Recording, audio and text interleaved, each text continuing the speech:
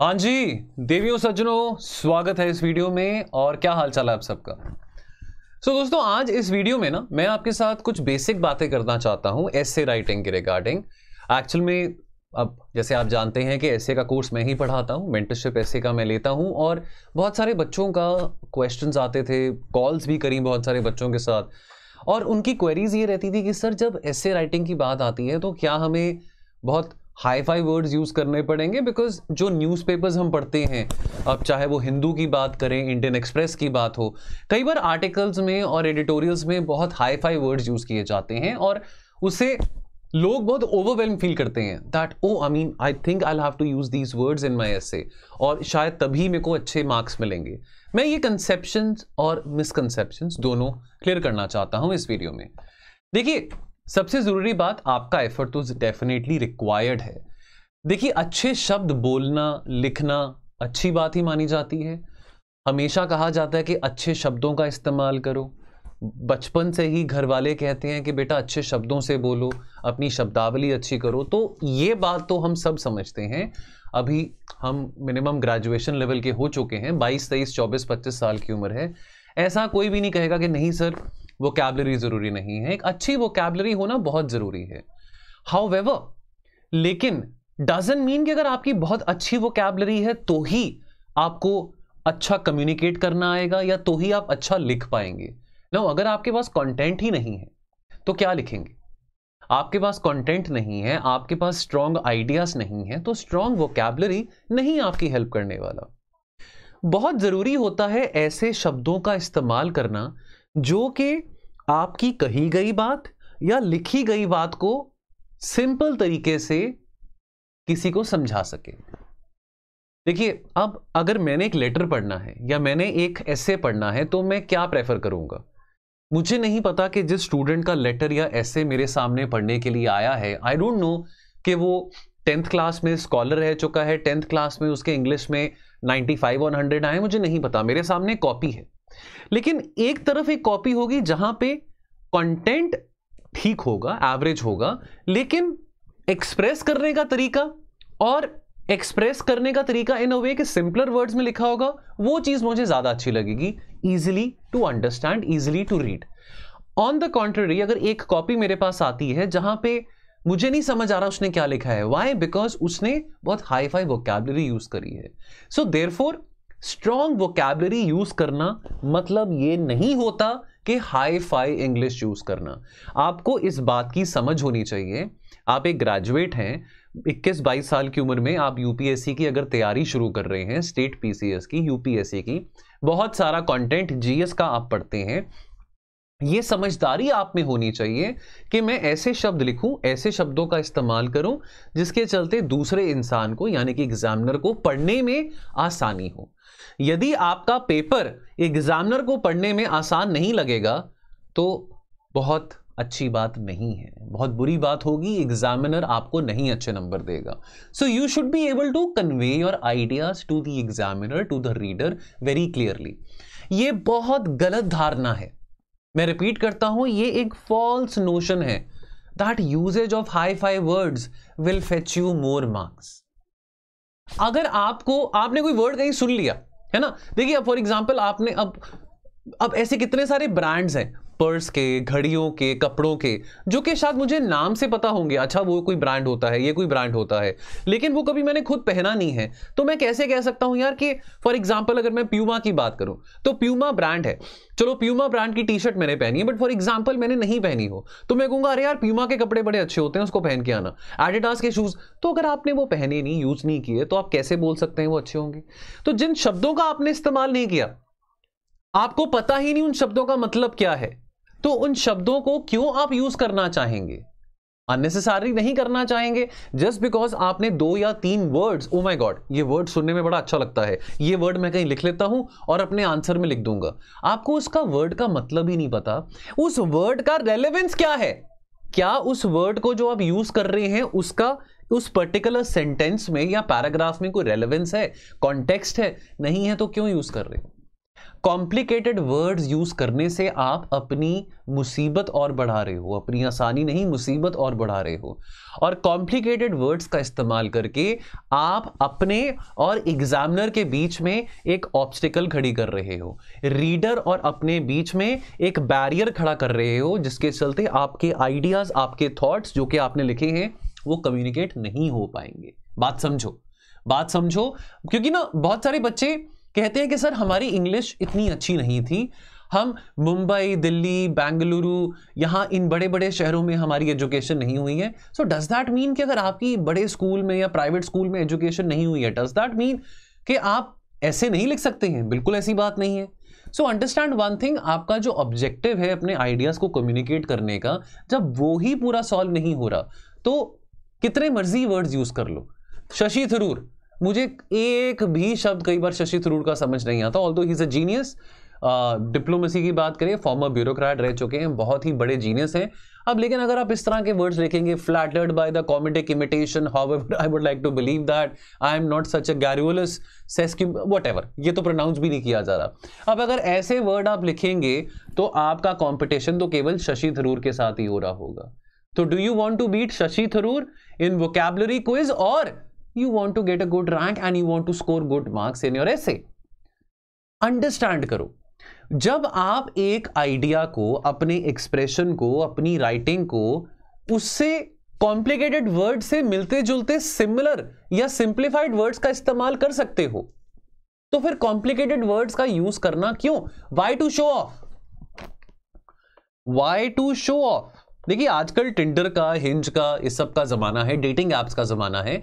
आप सब बच्चे ज्यादा समझदार हैं डेटिंग के फील्ड में, शायद मुझको इतनी नॉलेज नहीं है, लेकिन इतना तो मुझे पता है कि देखो अब आप किसी को डेट करने जाते हो, है ना, किसी के साथ आप में आपने कनेक्ट किया, चाहे आप लड़का हो या चाहे आप लड़की हो, तो आपको एक बात से बहुत इरिटेशन होगी, यार वो बहुत शो ऑफ करता है, यार या वो बहुत शो ऑफ करती है। कोई इंसान, एक बात समझो, कोई इंसान शो ऑफ क्यों करेगा? अपनी कोई कमी को छुपाने के लिए, यानी कि आप में कोई कमी है जिसको आप पूरा करने के लिए शो ऑफ दिखा रहे हैं। हो सकता है कि आप इतने एजुकेटेड नहीं हैं, लेकिन आप शो ऑफ करना चाहते हैं अपने बैंक बैलेंस के साथ, अपनी गाड़ियों के साथ, अपने बड़े घर के साथ। तो क्या जरूरत है शो ऑफ करने की? जो आप हो वो वैसे रहो। सो देयरफॉर सिमिलरली आपको क्या लगता है, जो एग्जामिनर हैं, जो आपके आंसर्स इवैल्यूएट करते हैं, आपका एसे चेक करते हैं, डू यू थिंक कि उनको नहीं समझ आ रही कि इतने बड़े वर्ड्स यूज करके आप शो ऑफ करना चाह रहे हैं? So therefore understand one thing, आपको सिंपल चीजें पढ़ना पसंद है, आपको कोई डिफिकल्ट टॉपिक लगता है तो आप YouTube पे उसका टॉपिक का वीडियो सर्च करते हैं और सिंपल तरीके से समझते हैं, सिंप्लीफाइड तरीके से समझते हैं। हमें सिंप्लीफाइड बातें सुनना, बातें लिखना, बातें पढ़ना पसंद है। Why would you want to choose difficult words? Why would you choose to, आप किसी हाई फाई वोकैबुलरी को चेस क्यों करोगे while writing an essay? You chase good content. Good content आपके आर्सेनल में, आपकी तिजोरी में गुड कंटेंट होना चाहिए। Don't worry about hi fi words. Your words might be very simple, might be very generic, fine, but your content can not be generic, your content can not be average. If you want to get a good rank, you have to write something extraordinary. You have to think out of the box. You have to present your ideas in a manner which makes your essay stand apart from the other students. अब example के तौर पे ये famous meme है, 3 Idiots की movie में शर्मन जोशी को, I think Aamir Khan को यहाँ पे प्रोफेसर साहब ने कहा था कि अरे भाई आखिर में कहना क्या चाहते हो। अब ये एग्जाम्पल है, एक स्टेटमेंट है, स्टेटमेंट को पढ़ो, पॉज करके पढ़ लो, शायद मेरा सिर बीच में आ रहा होगा। The erudite scholar embarked on a discourse that elucidated the recondite concepts of quantum mechanics. मुझे तो कुछ समझ नहीं आ रहा, हाथ जोड़े भैया, क्या कहना चाह रहे हो? मुझे कुछ समझ नहीं आ रहा। बेटर वे क्या है भाई, ये कह दो कि जो लर्नेड प्रोफेसर हैं उन्होंने एक टॉक दिया, उन्होंने एक्सप्लेन किया कि भी difficult ideas of quantum mechanics क्या हैं, और उसको एक सीधे वे में, सरल वे में, एक स्पष्ट वे में समझाया। तो एग्जाम्पल है, इस सेंटेंस को देखो और इस सेंटेंस को देखो, पॉज करके देखो कितना फर्क है, कितना ज्यादा फर्क है। तो फिर यहां पे बात आती है कि चलो कुबेर सर ने बोल दिया कि देखो वोकैबुलरी के लिए आपको हाई वर्ड्स नहीं चेस करने हैं, यूज सिंपलर वर्ड्स। लेकिन सर अब वोकैबुलरी को बिल्डअप कैसे करें? क्या मैं रट्टाफिकेशन करूं? अब Hindu newspaper, Indian express newspaper, अगर आप रोज के 3-4 आर्टिकल्स पढ़ते हैं, एडिटोरियल्स पढ़ते हैं, कितने सारे उसमें वर्ड्स आएंगे। क्या उन इंपॉर्टेंट वर्ड्स को आप हाईलाइट करके पेन से मार्क करके रट्टा मारेंगे? रट्टा लगाने से क्या होगा? आप सबकी मास्टरी तो नहीं कर पाएंगे, और आपको किस मौके पे कौन सा वर्ड यूज करना है। मैं अपने एक्सपीरियंस से बता रहा हूं। जब मैंने 2012-13 में यूपीएससी की तैयारी शुरू करी थी ना, मैं क्या करता था, मेरे को बड़ा अच्छा लगता था हिंदू न्यूज़पेपर पढ़ना, इंडियन एक्सप्रेस पढ़ना। और न्यूज़पेपर पढ़ते समय जब कोई नया वर्ड मैं पढ़ता था ना, मैं उसको नोट डाउन कर लेता था। उस वक्त मोबाइल ऐप्स नहीं होती थी, आजकल तो मोबाइल ऐप्स है, डिक्शनरी वगैरह है, लेकिन मैं ना वर्ड नोट डाउन कर लेता था और मुझे बड़ा मजा आता था अपने फ्रेंड्स के साथ जब मैं बात कर रहा हूं तो वो वर्ड को यूज करूं। ऑफ कोर्स ये जरूरी है कि उस वर्ड को मैं वहां पे यूज करूं जहां पे उसका कॉन्टेक्स्ट बनता है। ऐसे उठा के वर्ड यूज करने का कॉन्टेक्स्ट नहीं बनता है, तो अच्छा लगता है कुछ ऐसे आउट ऑफ द बॉक्स आप वर्ड्स यूज कर रहे हो। मे बी अगर आप किसी को इंप्रेस करने की कोशिश करो, अच्छा लगता है। लेकिन आप सोचो कितने वर्ड्स को रट्टा लगा लोगे। कुछ चीजें हैं जो कि आप जैसे जैसे तैयारी करते रहोगे वैसे वैसे उन चीजों को लर्न करते रहोगे।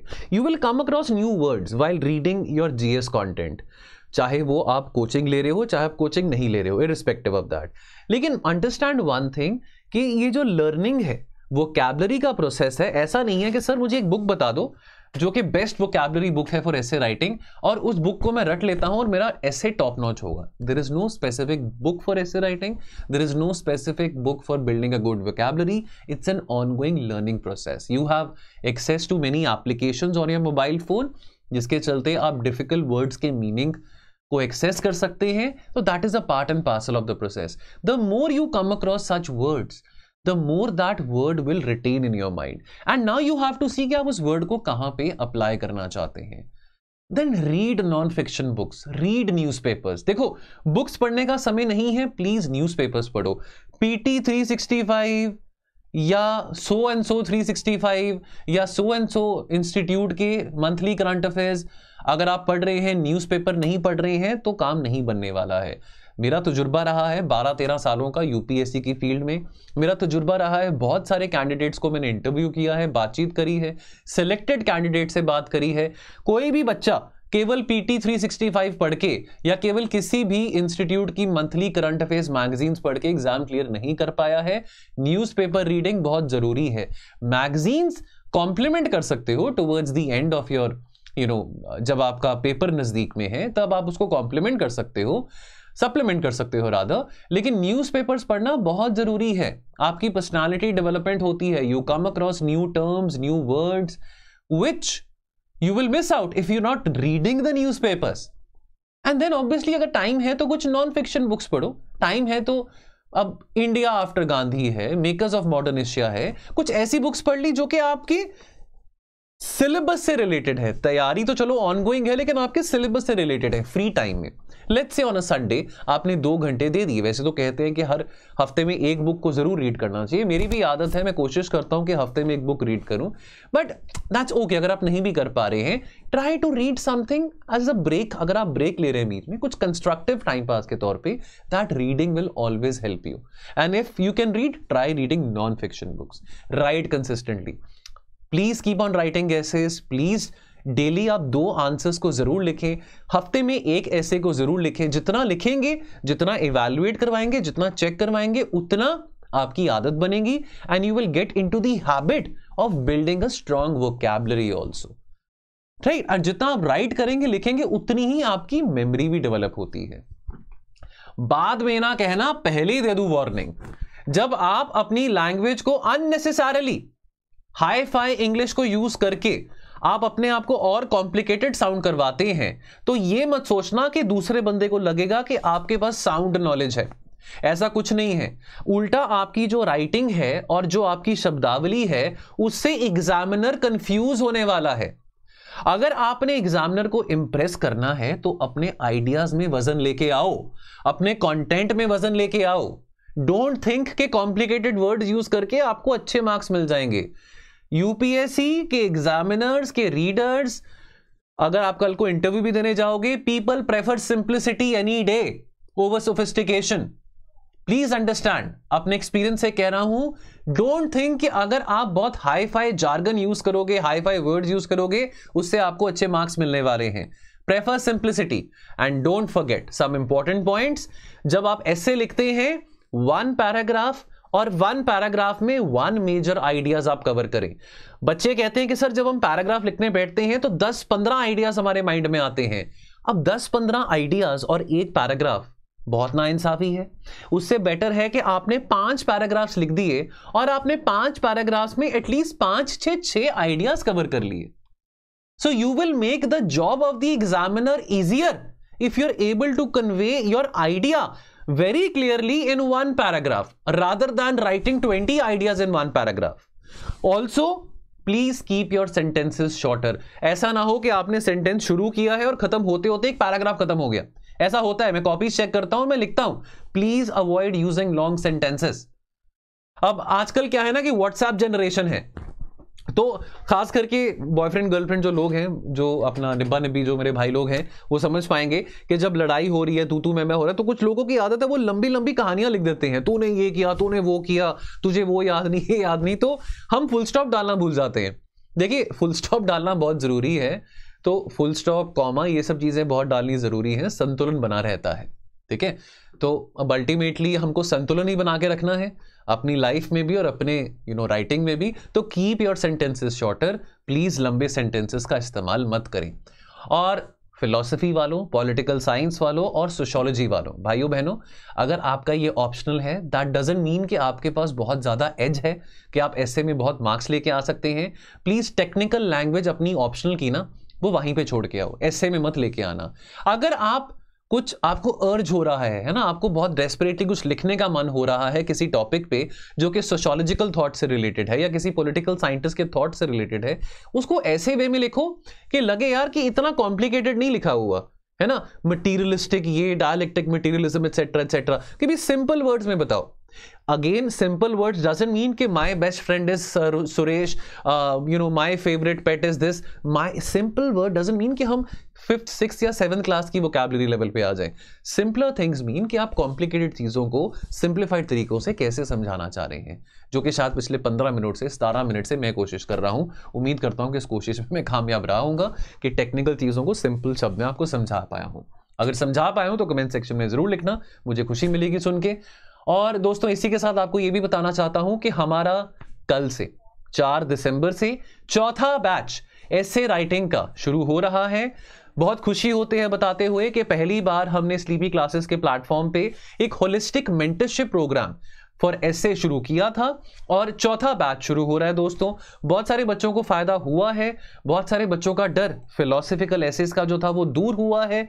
खूब सारे वीडियो लेक्चर्स यहां पे रहने वाले हैं ऐसे राइटिंग से रिलेटेड, ऐसे लिखना कैसे है, बाकायदा उसके ऊपर जूम सेशंस किए जाएंगे, 1-on-1 डाउट सेशंस होंगे। You can connect with me over a call any time of the day, and along with that आपको काफी प्रैक्टिस करने के लिए टेस्ट दिए जाएंगे। यू विल बी इवैल्यूएटेड, और साथ के साथ जिन टॉपिक्स पे आपको टेस्ट किया जा रहा है उनका मॉडल आंसर, मॉडल सॉल्यूशन भी आपको प्रोवाइड किया जाएगा। और इवैल्यूएशन पर्सनली मेरे से ही की जाएगी, डिटेल्ड फीडबैक मिलेगा, कहां कहां पे आपके गैप्स आ रहे हैं, कहां कहां पे कंटेंट में कमी है, कहां कहां पे स्ट्रक्चर में कमी है, इस सब का प्रॉपर हैंड होल्डिंग आपकी करी जाएगी।